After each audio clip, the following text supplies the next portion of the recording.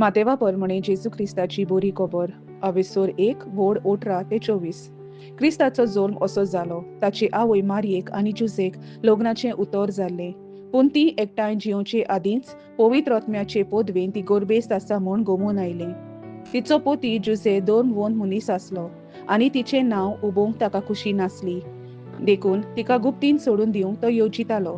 अशें करूंक ताणें थाराव घेतलो तेन्ना ओचितूच ताका स्वप्नांत सर्वेस्पराचो एक दूत दिश्टी पडलो. देवदूतान सांगलें, जुजे, दाविदाच्या पुता, मारयेक तुजी पोतीन करून घेवंक भिवू नाका, कित्याक तिच्या कुसव्यांत गर्भ आसा तो पवित्र आत्म्याचे पोदवेन संभोवला. ती एका पुताक जल्म दितली आनी तूं ताका जेजू म्हूण नांव दितलोय, कित्याक आपले पोरजेक तिच्या पातकांतली सोडयतलो तो तोच. सर्वेस्परान प्रभाद्या वरवीं अशें सांगलेलें, पळयात, एक आंकवार चेडूं गोरबेस जातलें आनी ते एका पुताक जल्म दितले आनी ताका इमान्युएल म्हणजे आमचे सोवें देव अशें नांव घालतली.